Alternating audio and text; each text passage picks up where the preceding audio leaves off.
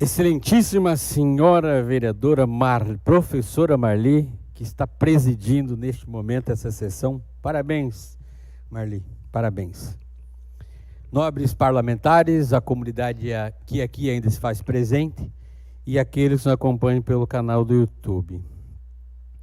Semana passada eu vi aqui, falo um pouco, eu sou um pouco crítico, talvez eu seja um pouquinho crítico mesmo, Valdir, mas eu nunca fujo da minha essência. Eu vi uma reclamação de um parlamentar aqui, que diz que a gente discute muito. O parlamento é uma assembleia de representantes eleito que exerce o poder legislativo, tanto de um país, como do estado, como do município. A palavra parlamento vem do francês parler, que significa falar. Então, eu acho que se o vereador está incomodado com a discussão do parlamento, então talvez ele precisa ou renunciar ao seu mandato ou se candidatar a prefeito ou a vice-prefeito, que ele não precisa ficar discutindo aqui. Aqui é o lugar da discussão. Aqui é o lugar da troca de ideias. E é aqui que nós deveríamos ser convencidos pelos argumentos, tanto os pró ou contra. A coisa que eu não concordo, que eu não concordei enquanto 2 anos de líder de governo, enquanto 2 anos presidindo essa casa, é que o voto seja de cabresto. Você tem que votar contra. Por quê? Não, porque tem que ser contra. Não. É aqui que a gente discute, que a gente conversa, que a gente converge, desconverge, aceita, mas é aqui no parlamento que se resolve isso. E aqui que enriquece também os nossos conhecimentos. Bruno, eu estou aprendendo ainda, é meu segundo mandato, eu tenho muito que aprender nesse parlamento ainda. E muito que eu aprendi aqui nesse parlamento foi das discussões que aqui nós tivemos, de casos, bem rapidamente aqui. O Edílio Ferreira, que leva o nome dessa casa, ele estava dando uma palestra em Goiânia.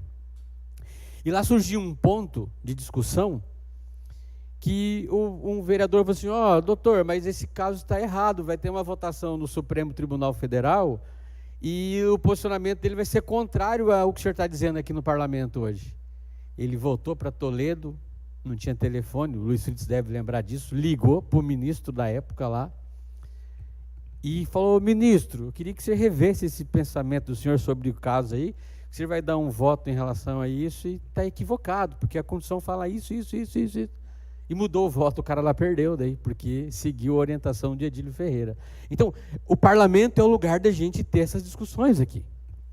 E se algum vereador não está contente com a discussão, talvez ele tenha que rever seu posicionamento. Excelentíssima senhora presidente, nesse momento, eu vou fazer um alerta aqui com um pouquinho mais de tempo, porque falam por aí, inclusive o atual prefeito reclama, diz que eu critico muito. Eu não critico, na verdade eu faço alguns alertas. E vou dar mais um alerta aqui hoje. Analisando a arrecadação do município de Toledo, no período de janeiro a março de 2025, comparado com o mesmo período de 2024, nós arrecadamos R$ 11.166.871,72, ou seja, apenas 4,9% nós crescemos na arrecadação. Lembrando que esses períodos são os períodos que mais se arrecada, IPTU, PVA e outras arrecadações. Neste mesmo período, a folha global, ela teve um acréscimo de 8,89%.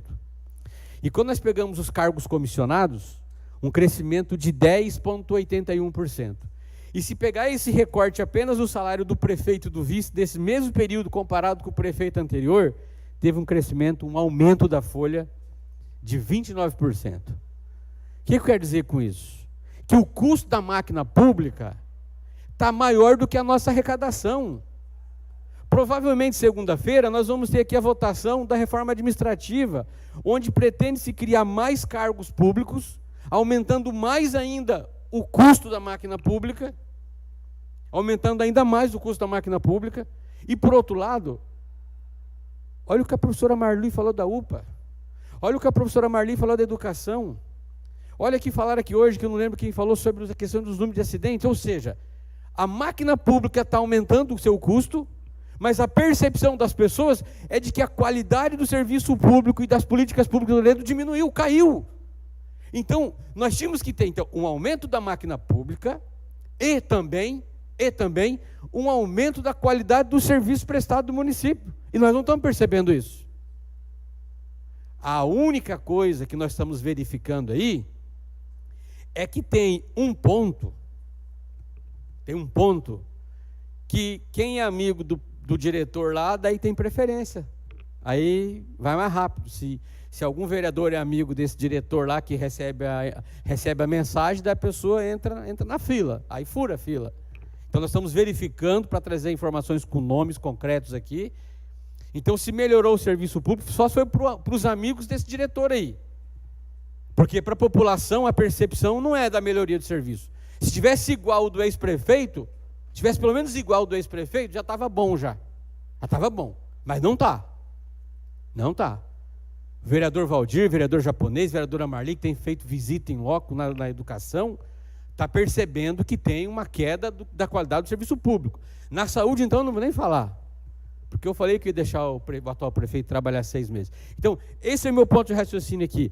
Nós aumentamos o custo da máquina pública desproporcionalmente ao que nós estamos arrecadando e, por outro lado, a qualidade do serviço não é nem a mesma que nós tínhamos até 31 de dezembro de 2024. Até esse dia me perguntaram, mas quer dizer então que mudou isso em 90 dias? Sim, mudou em 90 dias. A professora Marli entregou a educação, faltando apenas 2 professores em todo o seu quadro de educação. E hoje, quase todas as escolas falta professor. Então, não é 90 dias? A desarticulação da educação e da saúde, sim, aconteceu em 90 dias. Isso é fazer gestão. Até porque prometeram entregar uma gestão para nós inovadora. Desculpa, não estão entregando aquilo que nos foi prometido. Então, esse é o alerta, prefeito.